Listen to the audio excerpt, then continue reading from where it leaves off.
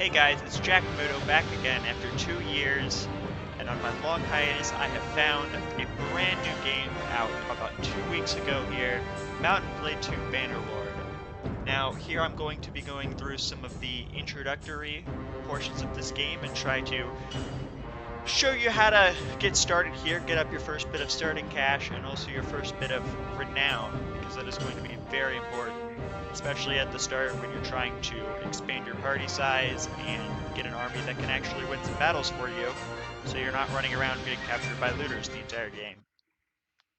So when we first go into the game here, we can select our culture. Now this culture will actually affect the loyalty of your fiefs. Basically, fiefs that are of your culture will get some loyalty bonus later on.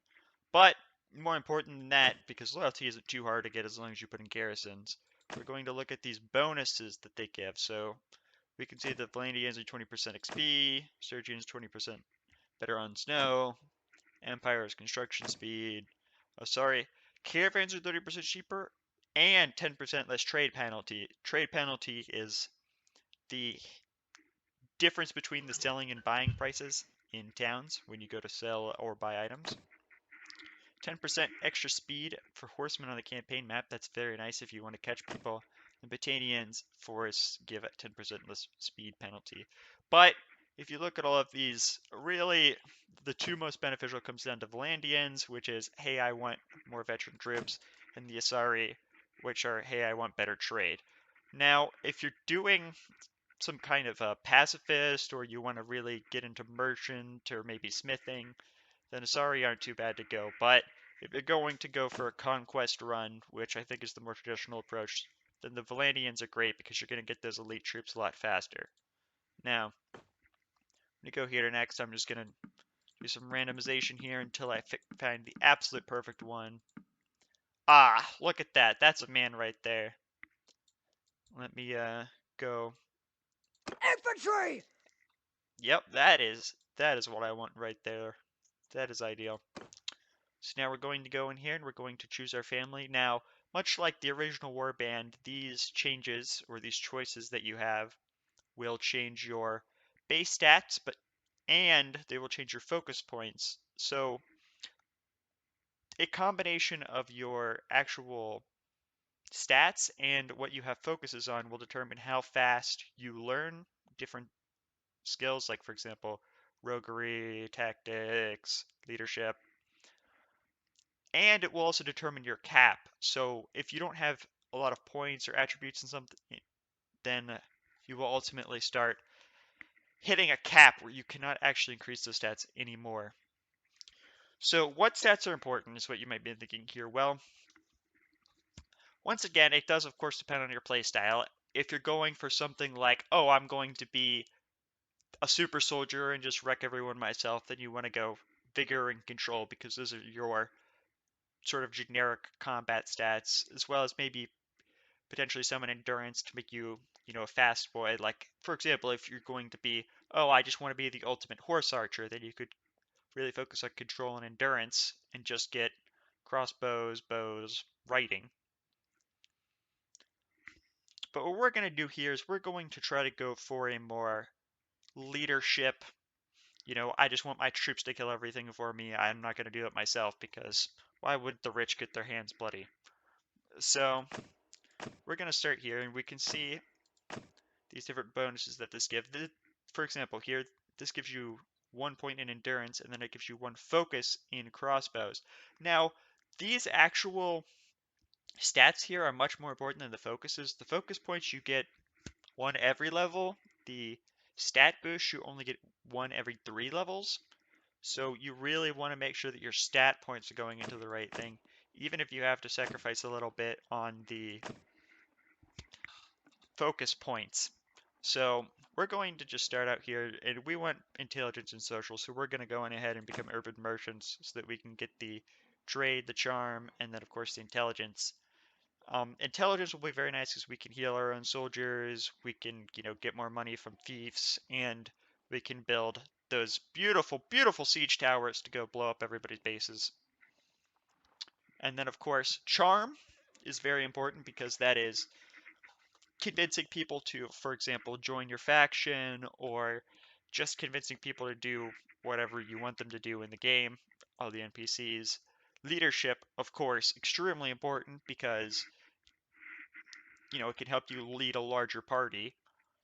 And then trade is very nice because you don't want to be selling things for so much less than they're worth. And if you have a high trade, then you will end up selling things for a lot more when you go into towns.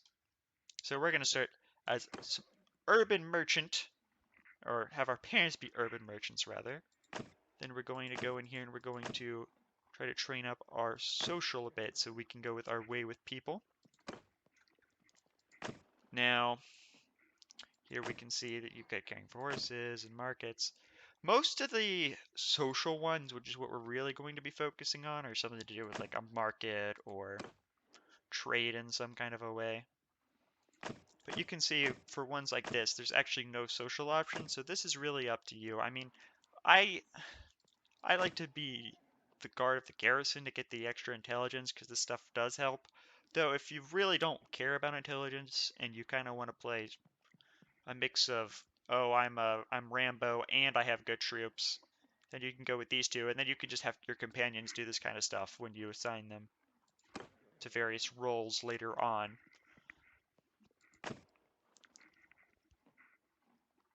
So as we can see here, we treated people well. That's our big goal. That's really what we accomplished. And then of course, we managed to organize the traders. Now you see, when you go this sort of build, you're starting out with 6 social and almost max charm. Charm is very important in this game, especially later on.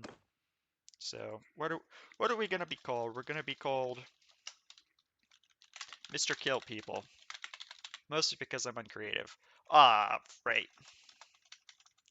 There we go, one word. Mr. Kill People. Now, I would really not recommend playing this game on realistic if you're first starting out. I would recommend playing on almost entirely very easy, or maybe if you're more familiar, do it easy, especially on your first run, because this game really makes you think, oh, I don't want to play on easy, I'm a gamer. But in reality, this game is actually extremely hard if you don't know what you're doing, so I do not recommend playing on realistic unless you're fairly experienced. I've got about 100 hours in the game at this point, so I feel fairly comfortable. As far as enabling death here, if you do this, then your heroes can just get killed on the battlefield, and this one is just sort of an automation thing if you want to have them learn skills on their own, or will set their perks for their skills on their own, which I don't really want them to do, so I'm not going to do enable death just because it becomes a huge pain to go and find new followers all the time. So if you really want to go for it, you can go for that, but I would not recommend it on your first run. So I'm just going to wait a second to load in here.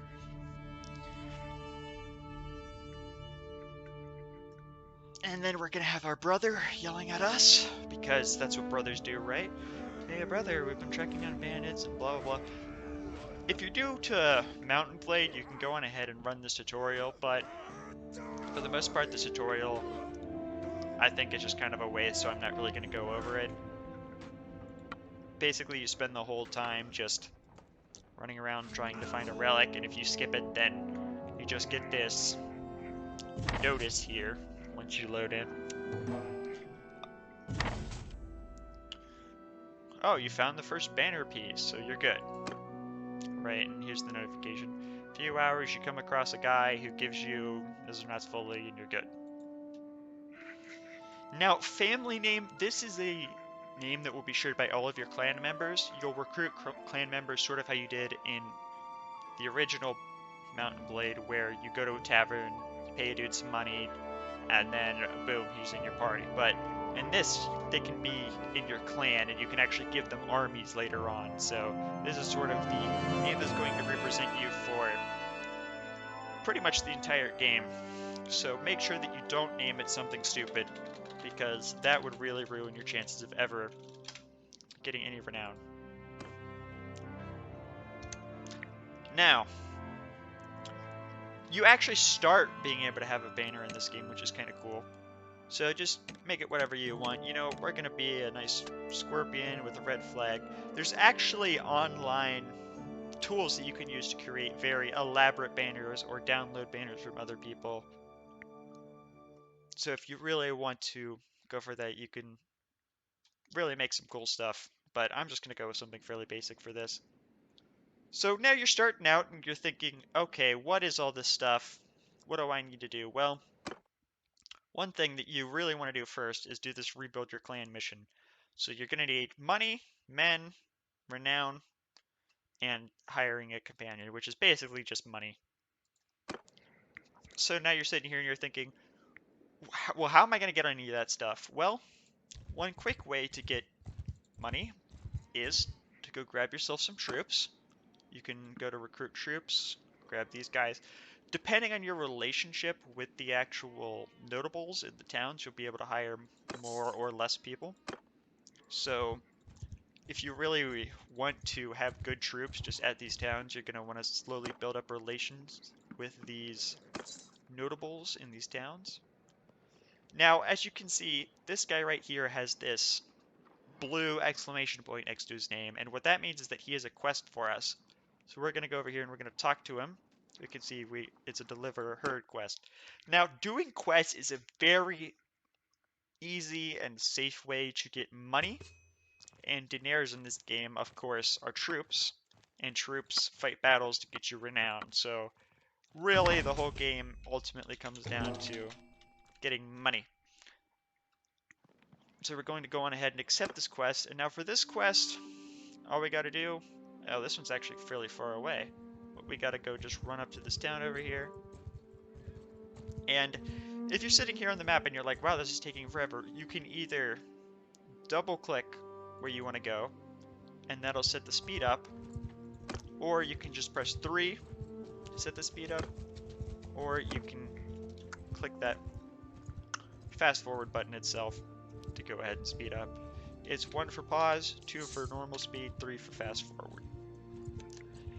If you're worried about getting killed by bandits or something, I'd recommend playing on just normal speed. But for the most part, if you're traveling a longer distance, you can just kind of keep an eye on it. And a quick pause with space like that sees so that you don't have to go and get hit by giant groups of looters, unless you're me, of course, and then you just want to fight a giant group of looters because renown, right?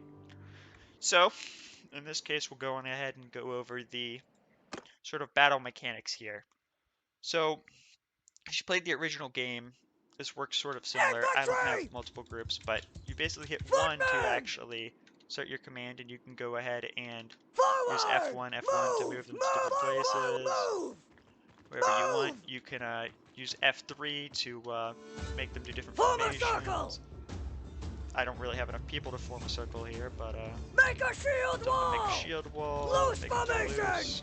But ultimately, you just want to F1, F3 if you really don't know what to do, because that's basically just A move all my dudes into the enemy, which is really what I want to do right now. So, at the start, depending on what you picked, you actually start with a bow and or spears, and those would be really helpful versus these looters at the start when you fight these smaller parties.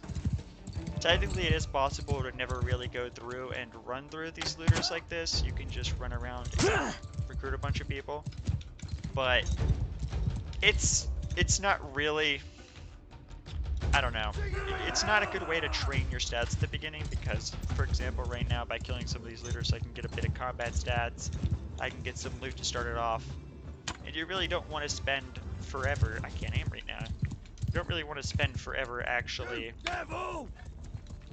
training up an army and wasting a whole bunch of time if you don't have to, because the kingdoms will expand, and it does have a tendency for one kingdom to just blob out and basically take over the entire map. So if you're trying to start your own kingdom, let's say, then you really don't want that to happen, because you're going to have to be competing against this massive kingdom when you're just trying to get started. And that's no fun when you're fighting, you know, stacks of 5,000 enemies and a bunch of different armies or whatever. And you're fighting these huge bandit hordes all over the place, when you could just, you know, take some time, get some kills, get some renown, and get through the game a little bit faster. Now, what you can see that I'm doing right here is, this is the classic horse archer strategy where you just stay slightly out of the range of them throwing rocks at you, and you just shoot them. So this is fairly simple stuff here. If you have javelins, you can actually not kill groups of looters of this size in your first battle, so you're going to want to use all your javelins and then retreat out of the battle, and then you have javelins back again and you'll be back in the battlefield. So that's basically a way of sort of reloading your ammunition, if you will, in this game. It does get a bit tedious doing that method, so I wouldn't recommend fighting like a group of like 60 looters or something at the very start, but you probably won't run into that big of groups. So as you can see, I did just decide to take a rock there at the end, but we managed to kill 12 looters without really taking much damage. You're gonna want to hit tab to go on ahead and leave, and you can see, yep, they all died. Great. And then we're gonna get our first loot here, so we can get some grains, so we don't have to buy more food to feed to our troops. Quick tip, if you hit this lock button, it won't just, you can just use this button to sort of auto-sell everything when you get to towns. But let's see about all this armor. Anything good? Oh, look, Pilgrim's Hood. Oh man, look at that. This is endgame. Oh man, even better. Head cloth. Yeah, you're not going to get anything too wonderful to start, but you don't start with a helm. At least with my starting choices, so we're going to go ahead and put that on. Most of our troops in that battle just got wounded. You know what? I'm going to fight this 5 group as well. As I said, these are very nice for getting renown, fighting bandits early on, and you can do them while you're running quests. So you can sort of kill 2 birds with one stone, so to speak. You can get these sort of deliver herds or train trips or whatever beginner quests done at the start and not really have to worry about it later on, because you'll have a bit of cash and you'll also have a bit of renown from the looters that you kill along the way. And if I had any aim, then I would be having absolutely no problems here, but as you may know, I can't aim to save my life. That clears bows and arrows, apparently.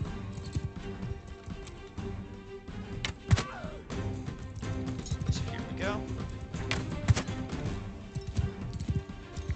Just doing this classic kiting method.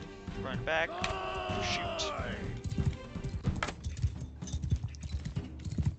You just gotta be careful on terrain like this that you're not bumping into trees, because they will just stop you. Thankfully, as far as I know, you can't actually kill your horse or die from crashing into trees. They'll just stop you and play a little sort of animation. So you don't have to be super worried about it, but when you're getting chased by a bunch of enemies, it's probably best to watch where you're going. Yep, so you don't do stuff like that. Some of these smaller trees you just go right through like you see here. They're actually just cosmetic. But these bigger ones will crash you. It's pretty hard to tell sometimes. I wish that they did have a little bit more distinction between what is just a cosmetic tree and what is a real tree. But you'll get the hang of it after you play for a little while. By the way, if you see that red area right there, once you go out of this for 10 seconds, it will automatically retreat you from the battlefield. So that's how you would go out here if I needed more arrows per se to win my battle. But hopefully I can land a couple shots here and not have to do that. That's what we're gonna do.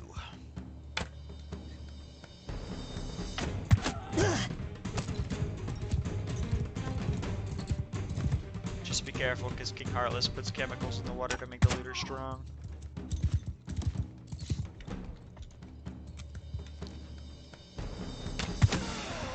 Even though he doesn't exist yet, this campaign, this actually takes place before Warband.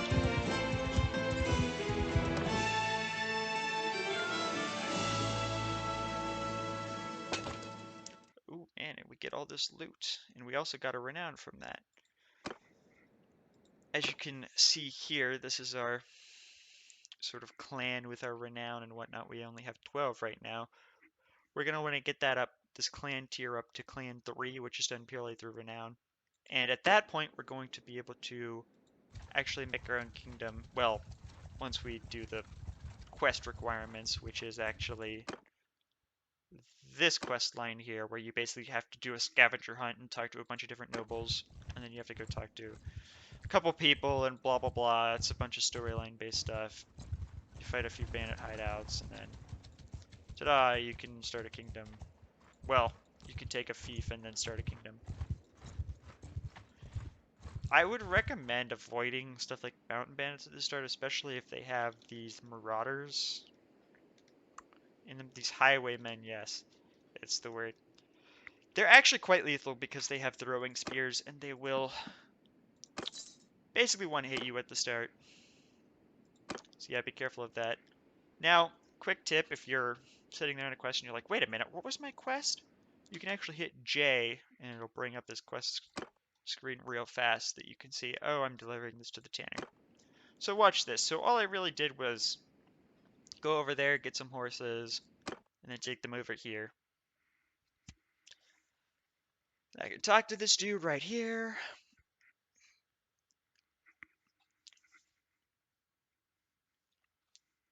And wait for some loading screens. And then we'll go on ahead and we'll drop off the herd here, get some money, and not only will we get the dinars, but we'll also get reputation with that guy, so he will sell us better troops in the future, which is very nice. As I said before, I highly recommend building up relations with at least a certain area of people. See, we're up to 7 now with that guy. So if you build up relations with an area, then you can actually go back there whenever you need to and just get a bunch of much more elite troops than what you could get just running around to random villages all the time.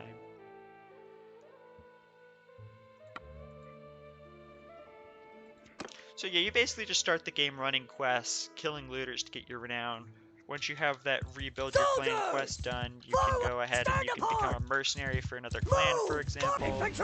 Or you can just wait and then make your own clan later, become a vassal of another clan. This game does have a lot of options for what you actually can do and what sort of path you want to go. In general, I would say the easiest route is become a mercenary first and then become a vassal of another clan. But it's totally up to you. Though I will say starting your own kingdom has its own issues and whatnot, but especially if you're playing on like very easy and you're doing some save scumming or whatever, you're probably not going to have too many issues. But yeah, it's definitely in a realistic Iron Man kind of a run. If you're doing that on your first try, which by the way I do not recommend, and I recommend becoming a vassal the first time you do it. I'm not following my own advice here, which I should be, which is to stay out of the range of rocks, because bows are in fact longer distances than rocks, despite what some people might believe. Wow. I cannot hit this dude.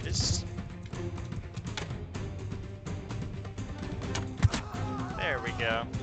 Headshot! Totally meant to do that.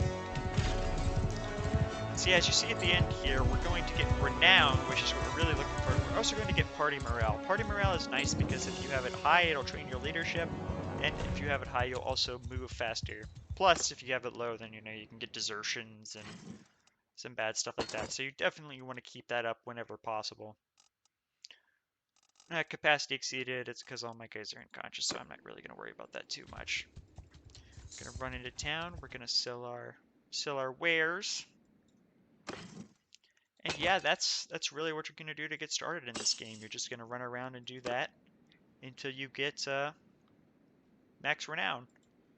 Of course, you're gonna want to go and pimp out your character in whatever way you want here. I mean, I obviously took the social route, so all the stuff that I'm going to be getting here will be different charm, leadership,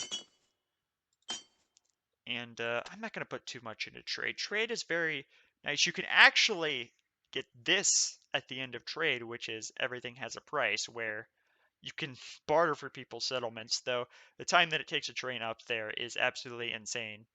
But if you're wanting to do a pacifist run, then it is very possible. I'm going to go wholesaler here. So when you have these little shields here, you know that you have perks that you can unlock for these. I generally like to unlock my perks as soon as possible, just so that I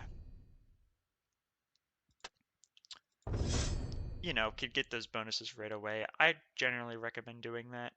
Also, each time you get levels in these, you'll get closer to leveling up. It no longer is just, oh, you have to stab people to level up. It's more of a, hey, you have to level up one of these mini stats to actually get your levels.